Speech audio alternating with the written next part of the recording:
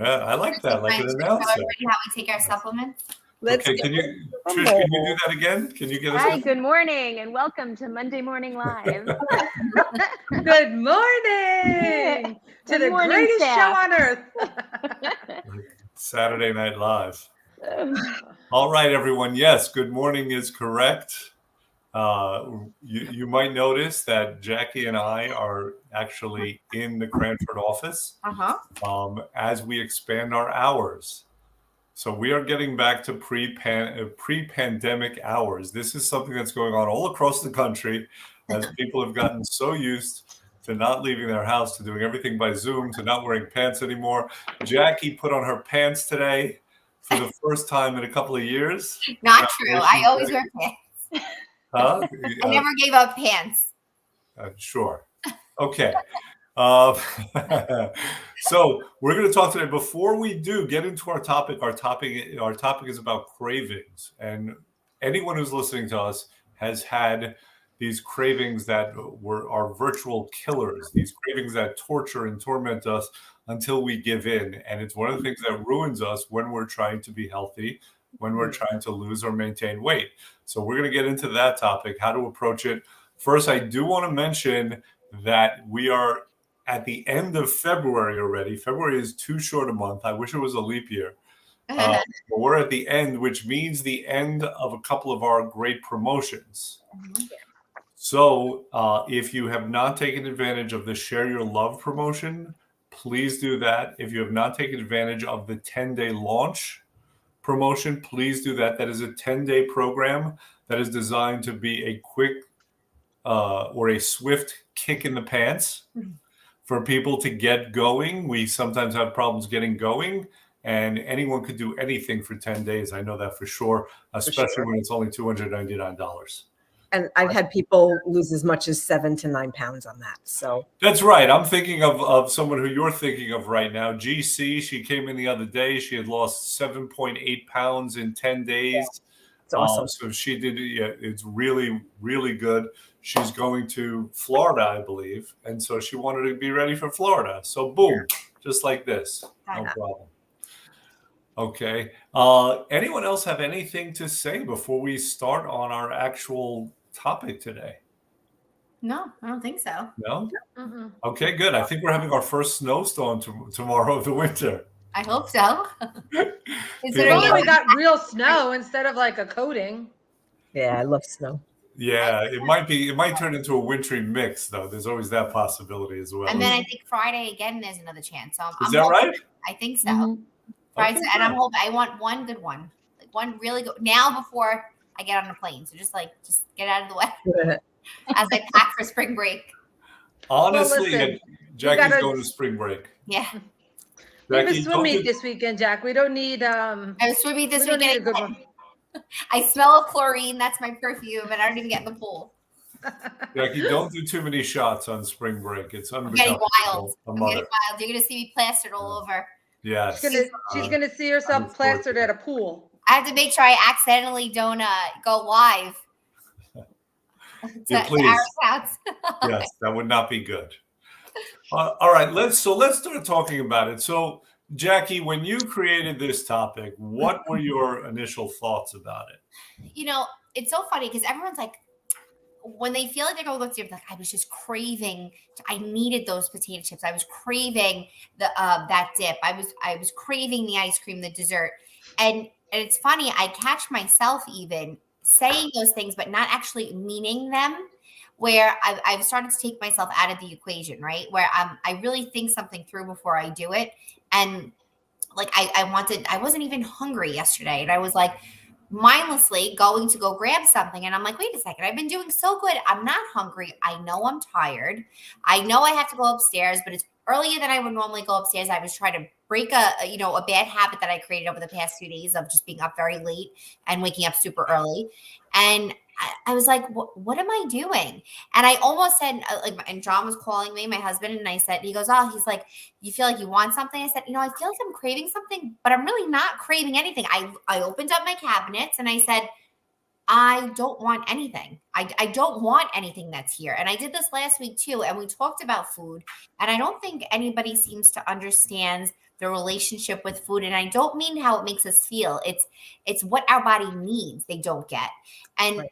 and I feel it myself, and I was fine. And I went upstairs the other day and I was fine. And I thought about it again yesterday. I'm like, we need to talk about this because Right. I posted it again. Yeah.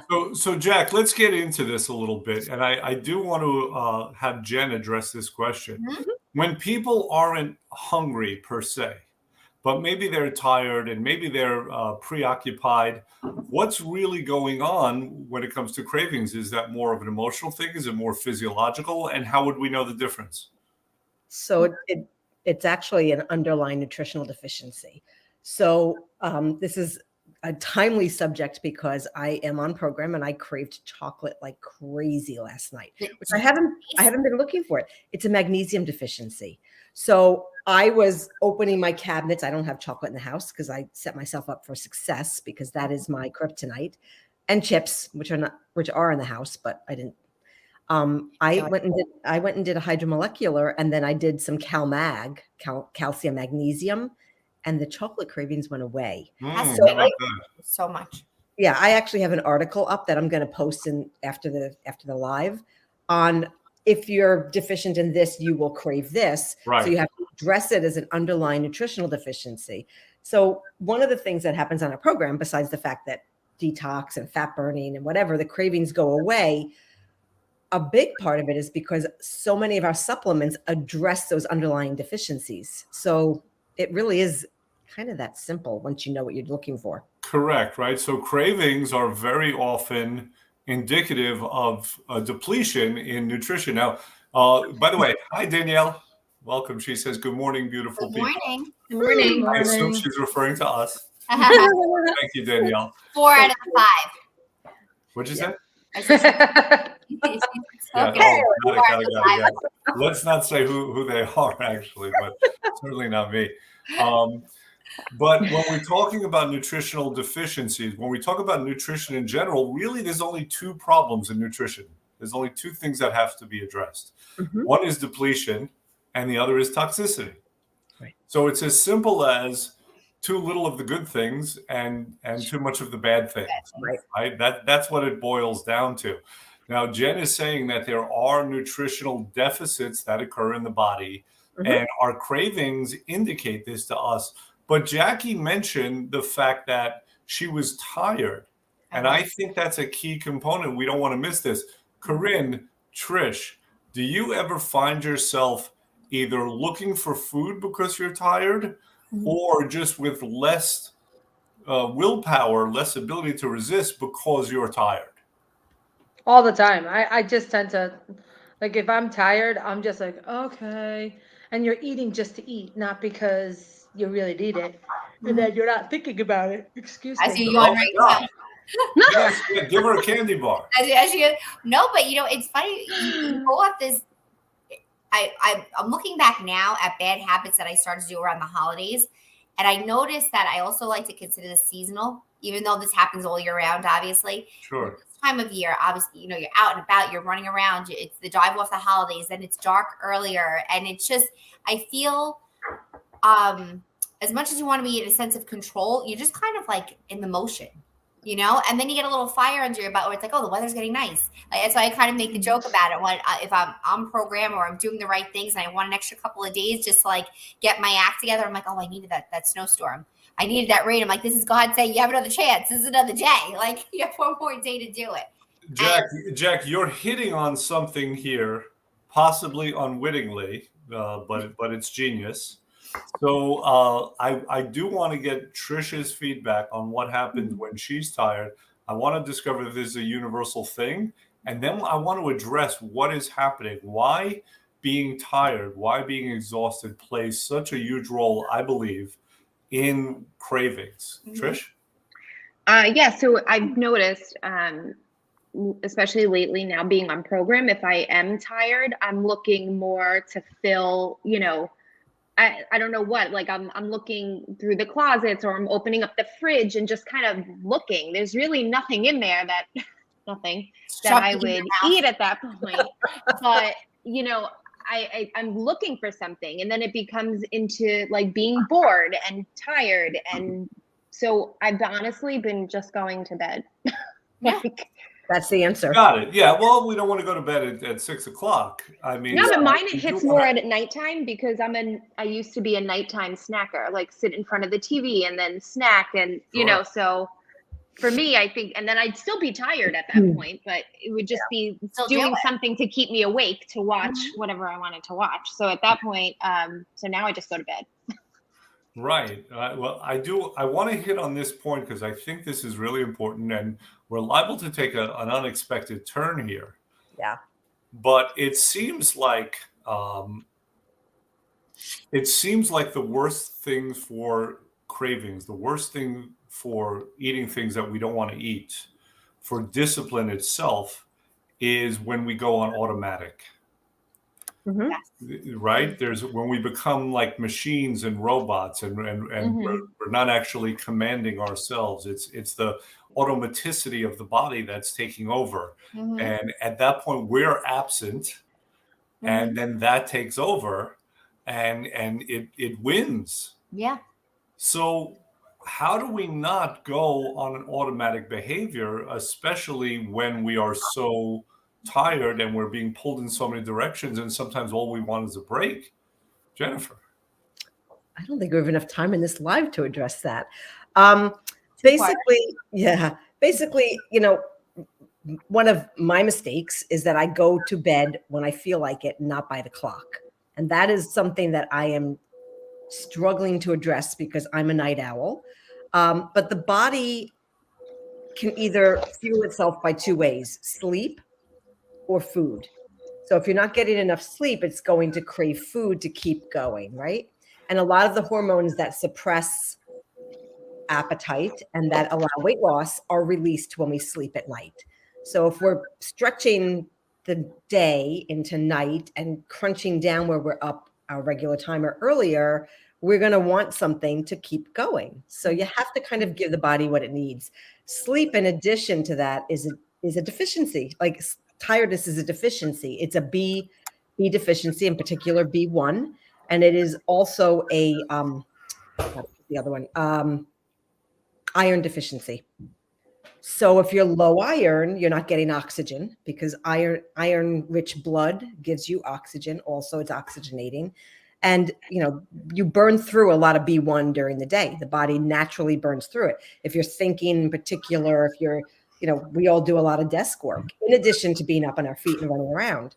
So you're burning through mental strength. Oh yeah. So B1 replenishes that. So, B1 also, parents, just to let you know, you have kids who have nightmares, B1 is the answer. It's a B1 deficiency. So Okay, so again, we have this kind of tension between like the emotional and the physiological going on here, right? We find ourselves when we're really tired, that we're not present, and when we're not present, the machinery of the body takes over, and Right. that can be exacerbated by these nutritional deficiencies that aren't allowing us to sleep that necessarily, right? And just the pressures of every day. So that seems like a pretty overwhelming situation. There's a lot of forces that are working against us. What is the solution? Can't just be one simple thing. So what are some solutions for people who find that they have these cravings that they ultimately give into? So I think structure is one, as hard as it is. Structure is one, because you got to set yourself up for success. Like being sleep deprived is tantamount to being drunk and driving. Right. So, you don't want to be like lowered attention span. So you have to sleep. And when you sleep, you're more aware, you're more awake, and you are more in control. You're in the driver's seat. Otherwise, it's like putting the car on, what is that, cruise control? Right. Cruise control. And, I don't know about you. I'm not a fan of it because I never actually use it. I like to be in the driver's seat. But, you hit a speed bump, you hit a bump, and the car can go wherever if cruise control is on. So when you're tired and you hit a bump, like I'm tired, open the refrigerator, it becomes easier to go off the road. Okay, I'm out of metaphors. Yeah. So, by the way, if anyone is listening, if you want to chime in, like, for example, Danielle, I would love to hear your feedback about this, because I think we're hitting on something here. We're hitting on cravings as a matter of, it's always been a matter of control of ourselves, but from a different perspective. Like, what are those things that lower our ability to exert self-control or to do actually what we want, as opposed to what our bodies are dictating to us, right? We know that we're in a state of depletion and exhaustion, that our ability to actually exert our own will to actually do what we set out to do is going to be less. And that's in all aspects of life. That is not only when we're talking about food, when we're talking about our ability to resist cravings. Yeah.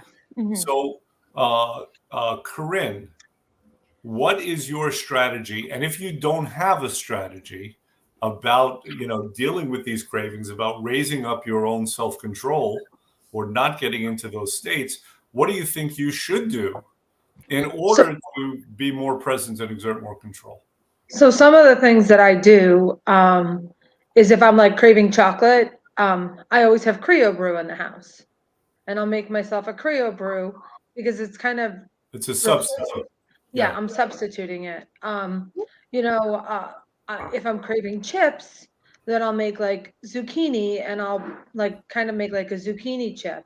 Yeah. Actually, this weekend I learned how to make sweet potato chips. Like I took the mandolin slicer and I made sweet potato chips for the kids. And, so instead of cooking things or eating like processed foods, my thought process is try to eat something like, if I'm craving something super sweet, make a smoothie bowl for yourself. Like, with fresh fruit and stuff like that. Like, try to replace it with positive solutions if you cannot get rid of the craving. With substitutes that are not as poisonous for you. Okay, good. Now, knowing what you know now, Jen said that chocolate, if you're craving chocolate, then maybe magnesium's a good idea. All right. Yeah. So I want to suggest this. What if we looked at cravings as an indicator? And then we asked ourselves the question, what is it that our body, our minds, and our souls are telling us right now? Is that too out there? No. Is that too crazy a thought, Trish? No, I feel like it is definitely trying, especially what Jen is saying. If you feel, certain things like it's, something you're lacking. So I feel like it is your body telling you that something is going on. It's just, I guess, figuring that out. And for me, I really haven't figured that out yet. So, but definitely it sounds like that would be a good way.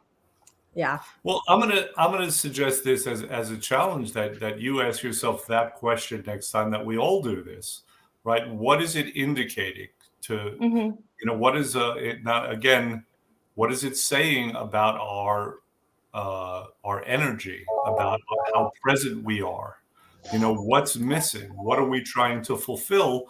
Now that gets a little psychological. There is this theory that sometimes, food is a replacement for something else we're trying to fulfill, whether it's love or what have you.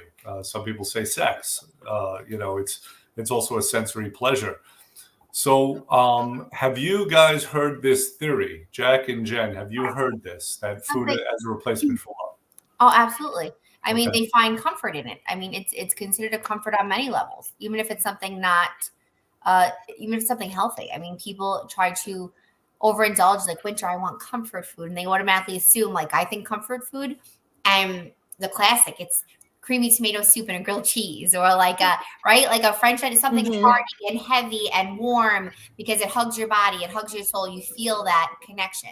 In terms of what our bodies need, I feel like whatever you're experiencing, your body is a machine still, but it's also the pathway and the connection between everything around you and the earth and your being here. So it's a really in-depth, crazy machine that I don't think anybody really understands. So to just be in tune with your body and know the cues when you should be addressing them and not, I think is very important. So you may not have all the answers, but you have to be aware to what's not normal in your actions. Right. Jen? So I think, again, it goes to setting yourself up for success. I just actually texted you guys this great article, all of you, and then we can put it in the chat. The body is the most amazing biocomputer ever. We can't recreate it, but we've been trained and conditioned to not listen to it. So, you hit on some really good points, Jack, about addressing it and knowing how to address it. There is comfort food. I was walking through the city yesterday and I thought, I really want a good chocolate croissant with a nice latte or cappuccino. I know exactly why. Right. So now I know exactly why. But then I thought, now's not the time. There will be a time where I can do that. Not every Sunday, but some Sundays. You also have to pick your choices, right? Sunday, carefree. My week's about to start. A treat. It's like right. cold out, but it's a brisk walk in the city. Yeah. So I looked at my family's style of eating. We don't really do breakfast. We never did. We weren't raised on it. My mother tried to cram it down my throat when I was going to school. But, coffee or a latte with like a biscotti dunked in it, that's breakfast. I was just going to say, Italian household, it was my husband, my kids are dunkers. As babies, they would dunk the Italian cookies in our coffee. They still do. Right. Yeah. And then the big meal is done like 3 o'clock. And it's pasta's a side dish. It's not the main dish. And then there is no dinner. Everybody walks. And then late at night, we would sit down and have like meats and cheese and olives. So a very high fat bedtime snack. And it was a snack. And, but connection. So we're looking to fill gaps emotionally. We don't have connection anymore. We are the most, speaking, I'm on a laptop with work phone and personal phone. We are the most connected, disconnected society ever in the history of ever. Very profound, Jen. So, I think, and there are studies, thank you. There are studies that support this, that addiction, including food addiction, is a disease of disconnect and loneliness. It has nothing to do with those cravings. We need to connect with human beings face to face. These lives are wonderful, but there is no substitute for face to face. I just spent the past year and a half and plus doing FaceTime with my husband for 2 days, for twice a day. And I was down and we had 10 days together. There is no substitute. There is no substitute. Like I love the FaceTime, right. But there is no substitute. Human touch, kindness. It's get off the device. This is part of and get right. This is part of the subtle evil of technology. Is that technology gives us the appearance of connection, but it's actually making us less and less connected. And the other thing about that is I feel like as we're less connected, there's less craving. I'll use the word in a different sense. There's less craving for connection. Yeah, it's bad. It is really bad. And Jackie, go ahead and say it. And then I do want to bring it back to kind of what we were talking about. Go ahead. I just feel like when you say it that way, and which brings back to what my proactive step would be. I think that you act in impulse, so that you lose that connection. You just do without thinking, and I think that was like, for example, Jen's like saying, set yourself up for success, not failure. Right. So on the flip side, whether you do or don't, and you still have something that you could find, even if it's something that's a healthy source, but you're indulging in it that you don't need. I think that if you stop and think before you act, really think it through of why you're doing, just stop. Don't just be impulsive about it. That would help. Right. But I feel like you lose that connection. Absolutely. Absolutely. And like we were saying before, if we're to look at cravings as an indicator, I think we do have to look at the body as a machine. I think we also have to look at what's going on emotionally and what our needs are spiritually as well, right? When we talk about connection. Yeah. So this is the prescription, and maybe we should have an app for this, right? If we have a terrible craving, the question is, okay, what's going on right now such that I am not present, right? I'm not in control of myself. Right. You know, what am I missing as far as connection? If that is the case, and then we can have a path to, okay, maybe I do need to go and hug someone, have some magnesium in the case of chocolate, in Some water. addition, and take a nap. And now we would have, like, now we would know, right? When all these things are coming down on us, then of course it's going to be impossible to predict, because the other thing that happens is that when we're in those states, when we're tired, disconnected, not present, when we have nutritional deficiencies and they're yelling at us, Yeah. we just don't care about the future. The future No. becomes very theoretical. Mhm. And all that's real is that sensory pleasure now that's going to fulfill the rest, or at least we believe it does, until we go down a guilt spiral and we have to do a steak day. No, it's Right. true. It's almost instant. There have been times, and unfortunately more recently, where it's like stress eating or exhaustion. Sure. It's a piece of chocolate, or it's something that, and it might be a healthier version of chocolate, but it's still the fact that I don't really want it. I don't Yes. eat it at 11 o'clock at night when I just fell asleep on the couch and I woke up to go get a piece of chocolate to go back up to bed. Like, it doesn't make any sense. There's Who's no a stress eater? Raise your hand if you're a stress eater. I've become a stress eater. Okay. I never was. Oh, really? So this is a weird crew here, because, you know, Jen, you've said to me before that you tend not to eat when you're highly stressed. I'm Corinne stressed. and Trish, you didn't raise your hands. I mean, you know, you both have vowels at the end of your name. I think you might be right. Maybe I am. I said I Maybe- think you might be right, because I think it depends on the situation for me, though.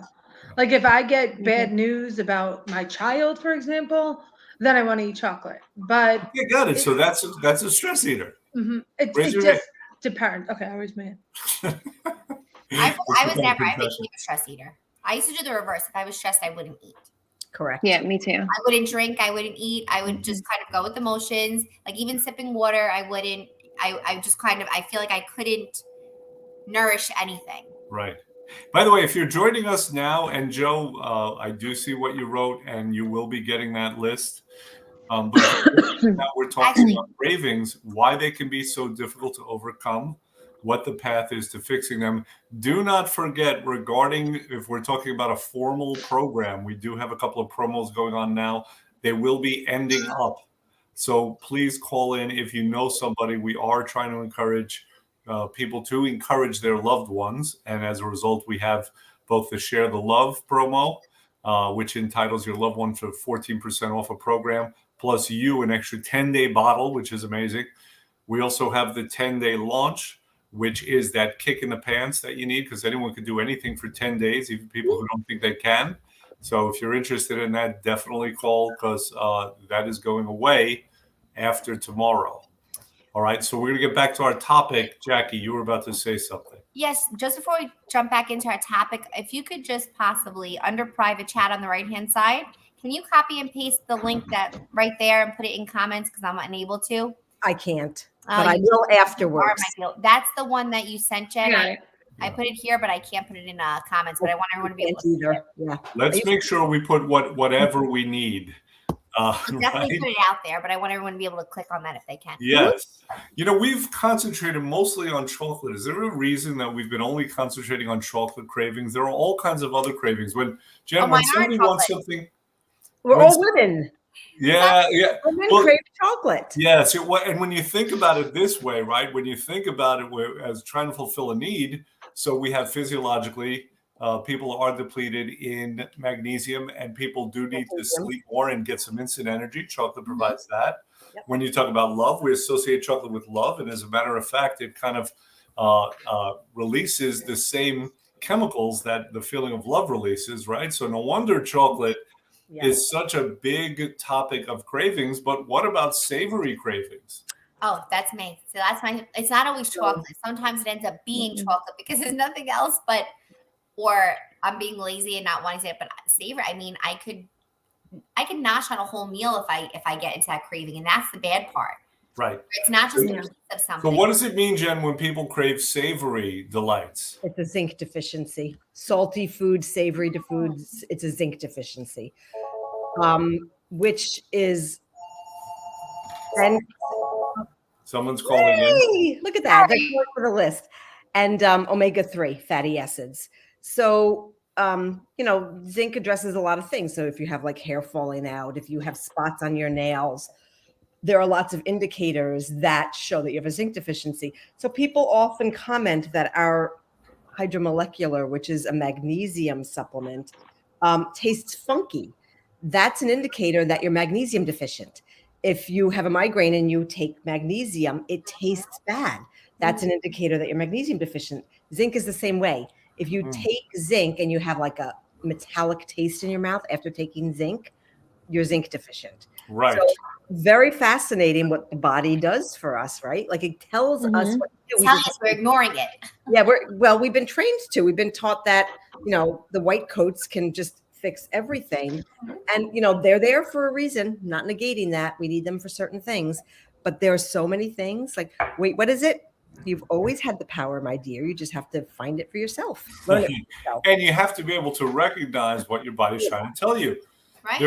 There's a famous story. It's sort of an allegory, and it's about a flood in the Midwest. And there's a gentleman, and he's in his house, and the waters start rising around him. And, right? I told this one. Oh, you did? Tell it all the time. Not here, to clients. So he goes up to the second floor and he leans out the window, and the cops come and they're in a boat and they're like, "Hey, let's get into the boat." And he's like, "No, God will take care of me. I don't have to." Yeah. And then the waters keep rising and he goes up to the roof, and then a helicopter comes and they say, "Listen, grab this line because we need to save you. You're going to drown." And he said, "No, God provides. God will take care of me." And then finally, like he's on the top of the chimney, and another helicopter comes and they're like, "You have to grab this. You're going to die." And the guy says, "No, God will take care of me." And then before you know it, the waters rise to the level that it's over his head and he drowns. Mm-hmm. And he dies and he goes to heaven and he's confronted with his maker. And he says, "God, why did you forsake me? I thought you were going to take care of me." And God says, What are you talking about? I sent you a boat and 2 helicopters. I heard that story growing up, and I always go back to that, and I even say it to myself. I'm like, "Oh, that was my life preserver. That's I just missed my boat." I'm like, I'm waiting for the next one to come. There's always one coming by. That's the good news, right? Yeah. That's the thing. So that you can go back to a quote about, not to get like all spiritual, but God helps those who help themselves also. Like that goes back to we're in the driver's seat.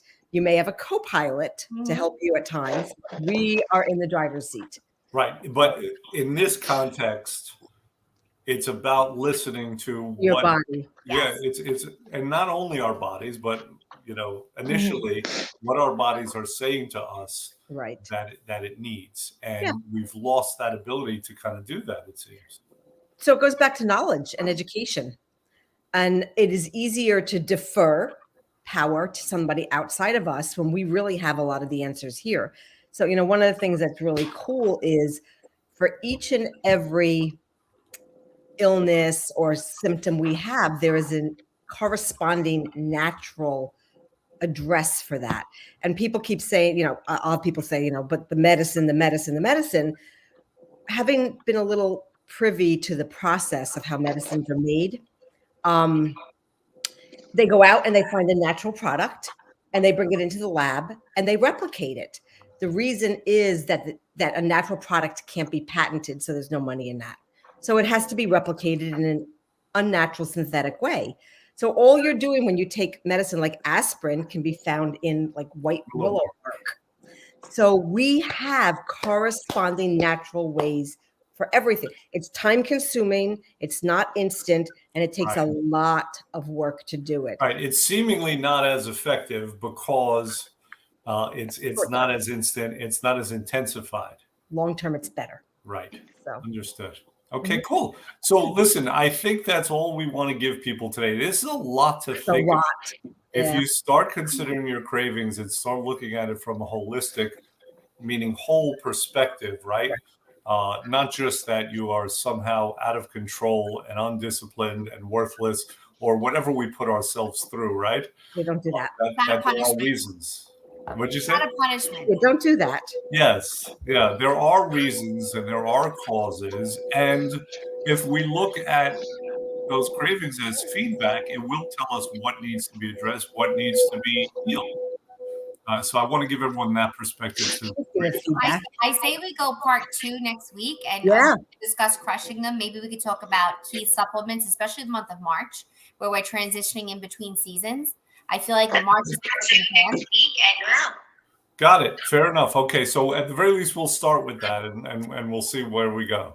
yeah, it is a good time to address that because we're going into springtime, which we're actually technically already in according to our body's cycle. And this is one of the 2 times a year that our body likes to detox. So Got it. Awesome. Okay, good. Well, that's going to be it for today. We will see everyone next week. Have a great week. awesome. Have a great Bye. week, guys. Bye.